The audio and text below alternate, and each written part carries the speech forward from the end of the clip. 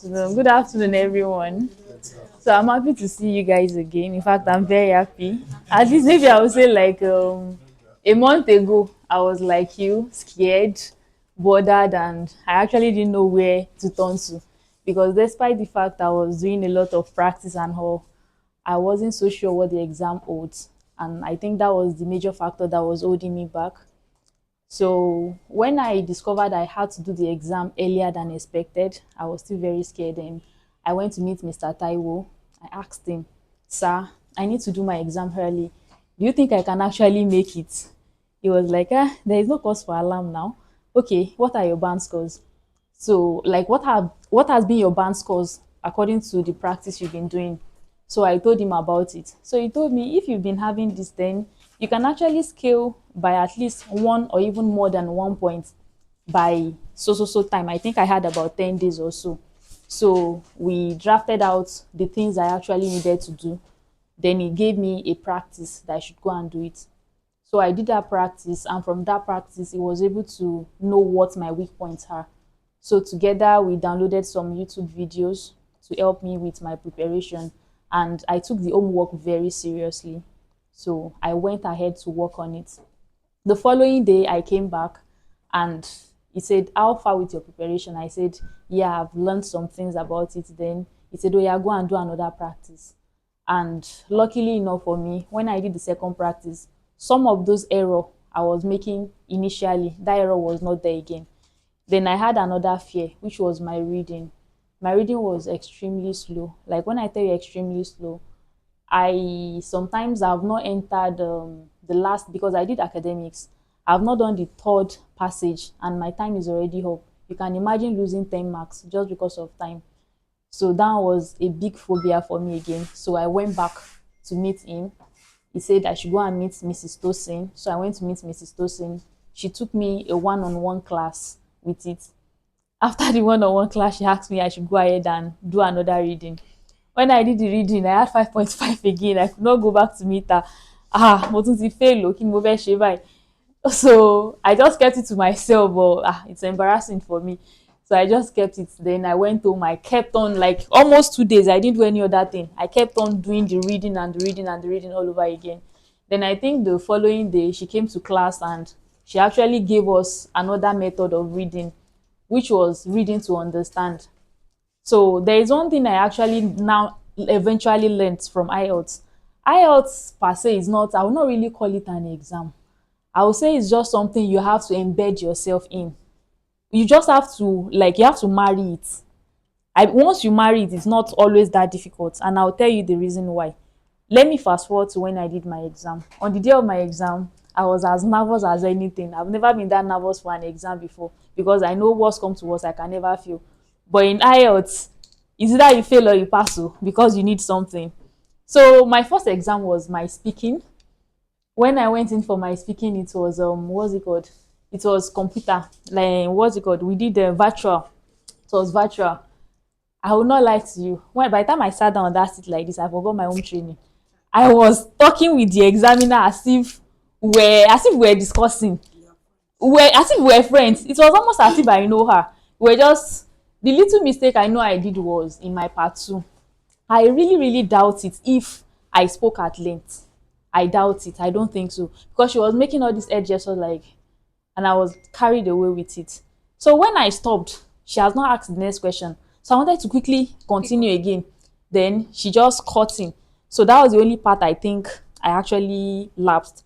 And talking about hesitation, yes, I made some hesitation. I said something like, and I knew I repeated some words. But I didn't allow it stop me. The only thing I knew I did right was I was completely natural. I was very natural. So I probably maybe the seven, I was thinking I was going to get something like 6.5 or so. Probably the seven I had was because I didn't allow anything to stop me. Probably the fluency. I think it helps a lot. I was very open. I was very free. The questions she was asking me, I was just treating it as if the way it was coming, like the way Mr. Taiwo taught us. So, but after the test, I was down because I felt I didn't do well. I felt it was terrible. So at that point, the only thing that came to my mind is that okay, even if I had 6.5 in my listening, in my speaking, I am going to make sure the rest, I'm going to have 9 in them. At least, Oba ni kò tí bàjẹ́, ọ̀kan ló ṣẹ̀ lọ. So that was my mindset. So after the speaking test, I left it behind, and the only thing I was doing is, yeah, one thing that helped me a lot is I discovered IELTS. Though it's an English test, but it's different from the normal English. They have their language they want, and the best thing you can actually learn with IELTS is go and learn your linking words. And it's not just learning the linking words. Know the exact what they stand for. For example, now there are some words that stands for opposite. There are some words that stands for similar. There are some words that stands for when it's largely opposite. I don't know if there is any English like that. And there is one like closely opposite. If you can use those words correctly, even without understanding good English, believe me, like 6.57 is sure for you. And that was what I did for my writing, because that writing was actually a lot. So I had to go and learn linking words and where to put them. So if I speak small English like this, I'll put linking words to join it together. So with doing that, it didn't allow my error to be much. It was during my practice I learned that. So I've memorized some linking words and where they are supposed to be. I actually memorized structures. I will not lie to you. I will tell you the truth. I had to memorize each each essay has its own structure. So I had to memorize each structure for every essay. So fill in the gap is what I was just doing for their essay. Mo can fill in my own English inside. So that was what I did, because they cannot kill me. So for my listening, the listening was actually pretty simple. I will not lie to you. It was very simple. The only challenge I had with my listening was there was a place they asked me, the answer was teenagers. So I already filled it, but I was not sure, because I've had that problem when Mr. Taiwo was treating me listening before. I missed the question, newspaper, because of, I didn't know, maybe paper was double P or 1P. So that one too, teenagers, have written it, but is it double E? I wrote TENA. I said teenager lele. Okay, see, I put another E again. I look at it, ojo, ojo. So I left it like that. So I was so happy with my listening score. At least it reflected my, what's it called, my practice, because I practiced a lot. I finished almost all the Cambridge practice. So for my reading, the major challenge I had with my reading, my time was more than enough. In fact, I had extra 9 minutes when I was done. But the problem I had with my reading was there are some places that you have to fill in the gap and you have to write 2 words. I hate all those 2 words, 3 words. You don't know what to write. So the answer of that particular place was cable. It was cable. But they wrote long cable. So I was not sure, maybe I'll write the long cable or I'll put cable. But like, mba fi méjì sí tí mo bá miss it. It's better than for me to put one. I'll now start regretting like I should have put this one. So I wrote long cable. But at the end of the day, me thinking about it now, that long is an adjective. I don't think it was supposed to be there. So when we are doing our practice, let's take note of that. And writing dates too.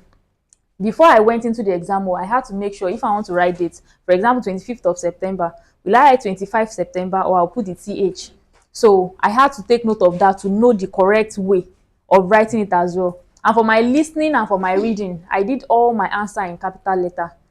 I didn't do any lowercase. Everything is in capital letter, so that at least I will not have any problem with that. Then for my writing, okay, and then whenever I finish each each session, I don't rush.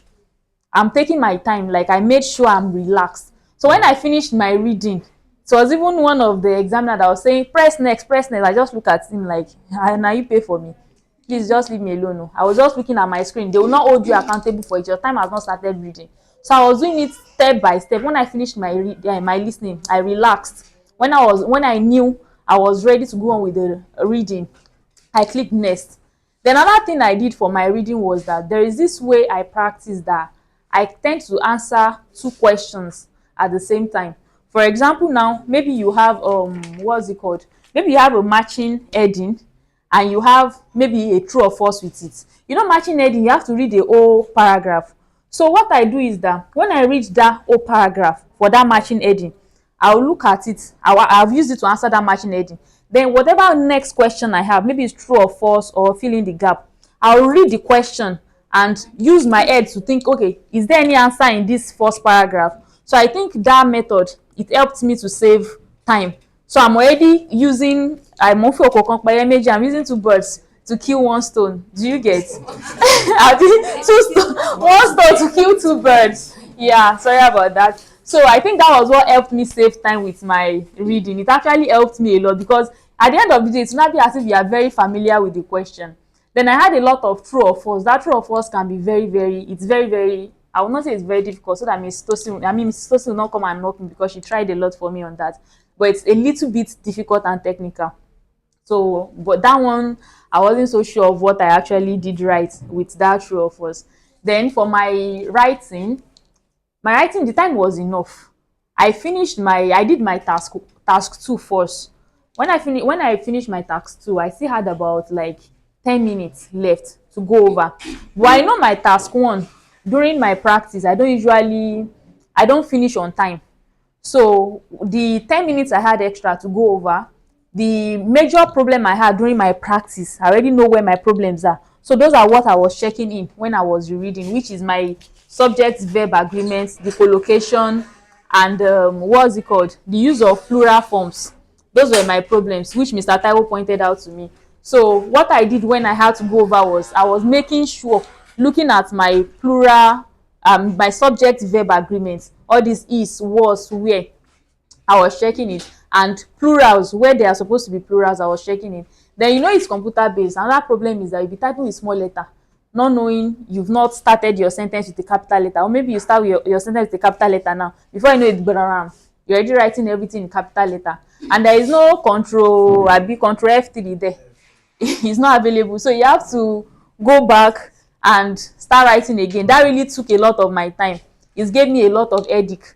So then in my writing, I think most times, because I don't want to start going back, I think I was looking more on my keyboard to make sure of what I was typing. So I'll type a sentence with looking at my keyboard, look up, quickly look down again. So my task one, when I started my task one, I think I finished my task one, I had just 3 minutes left. But I knew my topic paraphrasing wasn't that good. So I spent too much of time then when I was rechecking. So when I was going back, when I was looking at my overview, what I wrote there, I was not that I wrote it to, at the end of the day, it didn't make sense to me again. So I started editing it. Before I now remember the sense it made. So when I wanted to go back and start writing it like this, I wrote some things, but I knew it was nonsense. Time up already. But I'm not so bothered. That's task one. It's just like 25% of my mark. So aside that, I don't think there's any other thing. Then for your reading, you have you'll be able to highlight. For my listening, there is no chance for highlights. The only thing I did for my listening is that, for example, now you know you have a whole lot of what's it called? A whole lot of words like this, and like they taught us in class, you're supposed to get familiar. You can think you don't know, like you may think like, okay, the 30 seconds you have to quickly read the question. In your mind, you can think you didn't get anything, but trust me, you got something. It makes you very familiar with the topic. So by the time they are what's it called, going on with their conversation, you did not highlight anything, but you've already read it before. Brain already has already mastered it in some way. I don't know too.